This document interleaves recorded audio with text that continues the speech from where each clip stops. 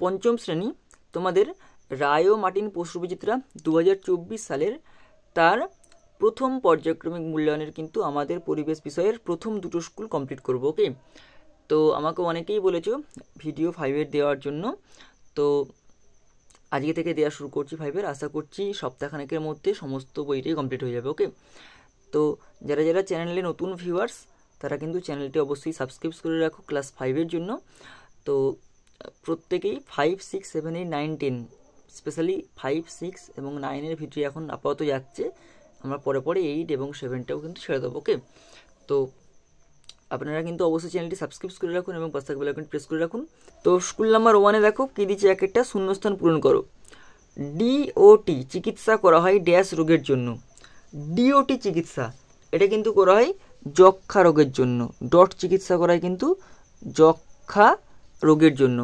ওকে, dash মাটিতে বালি ও কাদার পরিমাণ সমান, এটা হবে দোআঁশ মাটিতে। দোআঁশ মাটিতে কিন্তু বালি ও কাদার পরিমাণ কিন্তু সমান দোআঁশ মাটিতে। ওকে, তাই জন্যে দোআঁশ মাটিতে কিন্তু প্রচুর ভালো সবজি হয়। শুনতে পেলে? 1-3 যে প্রাণীদের মেরুদণ্ড আছে তাদের ড্যাশ প্রাণী বলে। তাদের কি প্রাণী বলে? মেরুদণ্ডী প্রাণী বলে। মেরুদণ্ডী প্রাণী বলে। যেমন মানুষ, আমাদের মেরুদণ্ড আছে তাই আমারও মেরুদণ্ডী প্রাণী। কুকুর, তারও মেরুদণ্ড আছে তাই মেরুদণ্ডী প্রাণী। ওকে, তাহলে যে সকল প্রাণীদের মেরুদণ্ড আছে তাদের আমরা কী প্রাণী বলবো? মেরুদণ্ডী প্রাণী বলবো। 2 দেখে সঠিক বাক্যের পাশে ঠিক চিহ্ন এবং ভুল বাক্যের পাশে কাটা চিহ্ন দাও। আকর্ষ হলো পরিবর্তিত পাতা, এটা ঠিক না ভুল? এটা কিন্তু ঠিক। আকর্ষ হলো পরিবর্তিত পাতা। 2টা ক্লোরোফিলের জন্য আমাদের দেহের রং কালো হয় না। ক্লোরোফিল থাকে গাছের পাতায়, আমাদের দেহে কিন্তু ক্লোরোফিল থাকে না। আমাদের দেহের রং কালো হয় কিসের জন্য? মেলানিনের জন্য। উত্তর কি হবে? মেলানিনের জন্য কিন্তু আমাদের শরীরের রং কিন্তু কালো হয়। ওকে, 2-3 শকুন মৃত প্রাণীর মাংস খায়। শকুন মৃত প্রাণীর মাংস খায়, হ্যাঁ এটা ঠিক। শকুন কিন্তু মৃত প্রাণীর মাংস খায়। এবার চলে আসো 3 দাগের নিম্নলিখিত প্রশ্নের উত্তর দাও যে কোনো 4টি। অ্যানিমিয়ার লক্ষণগুলি কি কি? দেখো আমরা অ্যানিমিয়া পড়ছি, অ্যানিমিয়া মানে রক্তাল্পতা। ওকে, তো অ্যানিমিয়ার লক্ষণ কী কী হতে পারে? দেখো, নখ ফেটে যেতে পারে, নখের মাঝখানটা চামচের মতো হয়ে যেতে পারে, নখ ফ্যাকাসে হয়ে যেতে পারে। এগুলো হচ্ছে অ্যানিমিয়ার লক্ষণ। ওকে, পরের প্রশ্ন চলে আসি। কী দিচ্ছে দেখো, কালো মানুষের সম্মানের জন্য কে কে লড়াই করেছিলেন? এটা হবে Nelson Mandela. Nelson Mandela.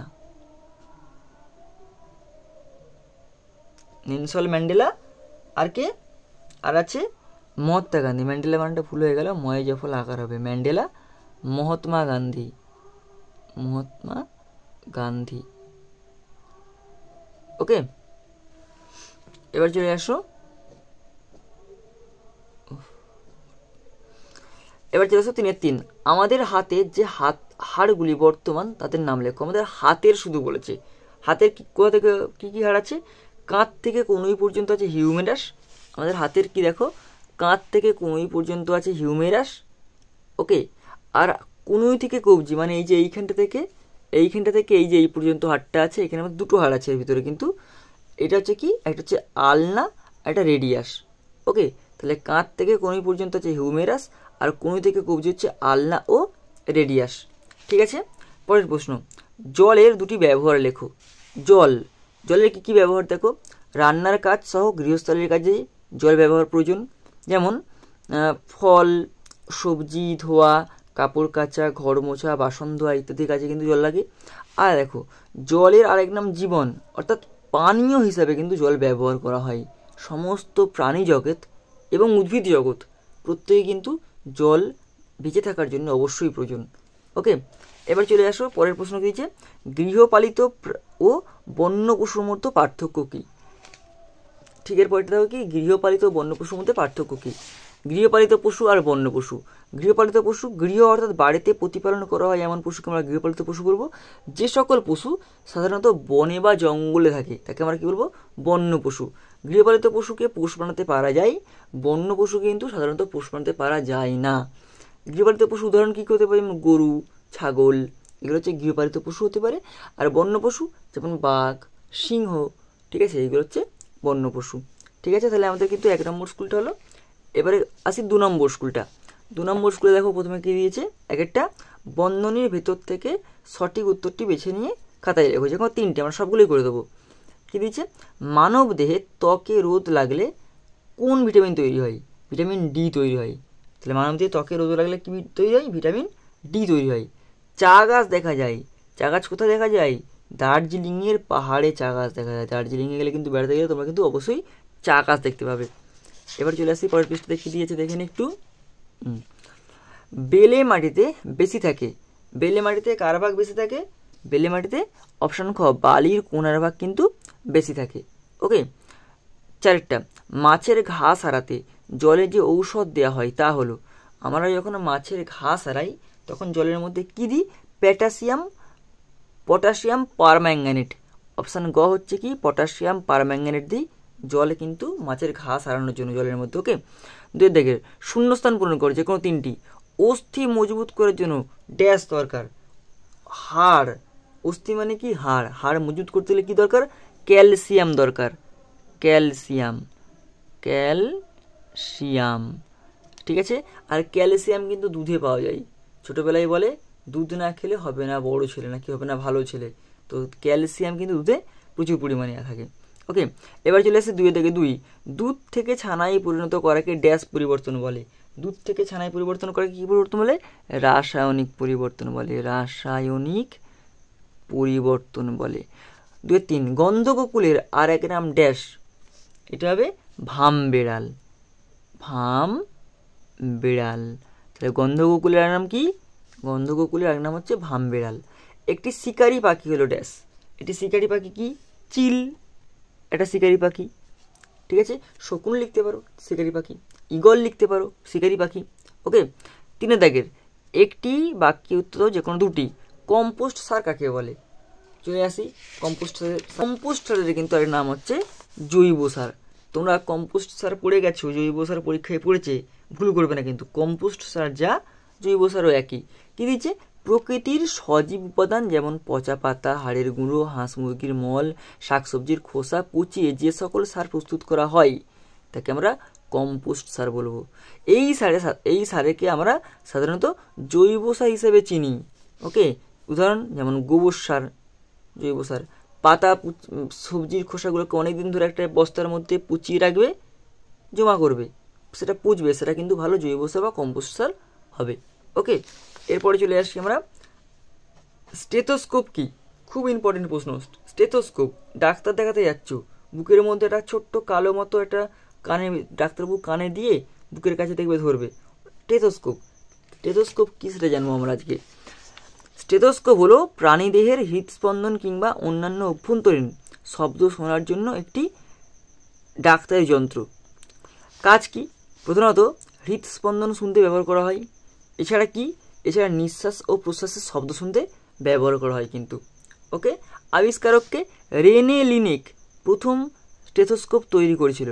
Rene Laennec প্রথম স্টেথোস্কোপ তৈরি করেছিলেন 1816 সালে।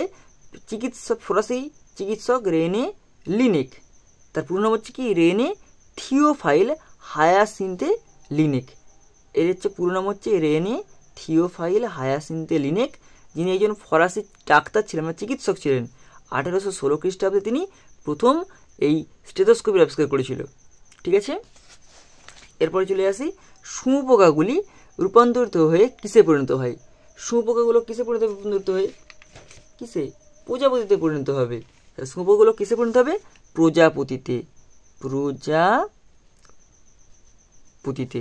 দেখো, শুঁয়োপোকা রূপান্তরিত প্রজাপতিতে প্রথমে হচ্ছে ডিম, তারপরে হবে শুঁয়োপোকা, তারপরে হবে গুটি, তারপরে প্রজাপতি। আর এই সম্পূর্ণ প্রক্রিয়াটা করতে কিন্তু প্রায় 6 সপ্তাহ সময় লেগে যায়, একদম ডিম থেকে প্রজাপতি হওয়া পর্যন্ত। প্রায় 5-6 সপ্তাহ পরে প্রজাপতি রূপান্তরিত হয়। ওকে, তাহলে আমাদের প্রথম 2টো স্কুল করেছিলাম কমপ্লিট হয়ে যাবে, কমপ্লিট করে দিলাম। আবার কালকে 3 নম্বর স্কুল, 4 নম্বর স্কুলটাও কিন্তু দিয়ে দেবো। ওকে, এরকম পরপর ভিডিও পাওয়ার জন্য সমস্ত বিষয়ের তোমরা কিন্তু অবশ্যই চ্যানেলটাকে সাবস্ক্রাইব করে রাখো এবং পাশে থাকা বেল আইকনটি প্রেস করে রাখো। এবারে দেখো 4 দাগে দেখো সংক্ষিপ্ত উত্তর দাও। কি আছে প্রথমে? এটা বাঁওড় কি? বাঁওড় কি? বাঁওড় হচ্ছে নদী বাঁকের কিছুটা অংশ নদী থেকে আলাদা হয়ে বদ্ধ জলাভূমিতে পরিণত হয়, ওই জলাভূমিকে আমরা কী বলবো? বাঁওড় বলবো। ধরো এরকম নদী পথ, এই নদী এরকম আঁকে মেঁকে করে যাচ্ছে, তো এই ধরো এটা নদীর প্রবাহ পথ, এটা হচ্ছে নদীর প্রবাহ, ধরলাম এইটাকে। এবার এইখানটা ধরো একটা ছোট্ট জলাভূমি তৈরি হলো, ওকে। এই যে নদীর সঙ্গে ধরো এটাও নদীর সঙ্গে একটা যাচ্ছে হালকা করে, ঠিক আছে। ধরো এখানে এরকম হালকা কম জল ঢুকছে কিন্তু বেরোতে পারছে না, ঢুকে পড়ছে জলটা কিন্তু বেরোয় না। এই যে ছোট্ট পুকুর বা জলাশয় তৈরি হচ্ছে, এখানে কী বলবো? বাঁওড় বলবো, ওকে। এরপরে প্রশ্ন কী দিয়েছে? জীববৈচিত্র্য কী? জীববৈচিত্র্য কী? আমাদের চারপাশে বিভিন্ন বাস্তুতন্ত্রে বিভিন্ন উদ্ভিদ ও প্রাণী প্রজাতির সমাবেশকে একত্রে জীববৈচিত্র্য বলবো, ঠিক আছে। বৈশিষ্ট্য কী? সময়ের সাথে সাথে জীববৈচিত্র্য পরিবর্তন হয়। যে এলাকায় ঋতু পরিবর্তনহীন হয় সেখানে জীববৈচিত্র্য অধিক হয়। যেখানে সারা বছর ধরো সারা বছরই একই রকম তাপমাত্রা আছে, সেখানে জীববৈচিত্র্য বেশি হবে, সেখানে কোনো জীববৈচিত্র্য পরিবর্তন হবে না, ঠিক আছে। সেখানে মানুষও বেশি থাকবে, তাই তো। আর যেখানে দেবে ঘন ঘন প্রচণ্ড ঝড় বৃষ্টি হচ্ছে, আবার প্রচণ্ড গরম পড়ে গেল, প্রচণ্ড ঠান্ডা পড়ে গেল, সে জায়গাতে কি অনেক জীব একসঙ্গে দেখা যাবে? দেখা যাবে না, ঠিক আছে।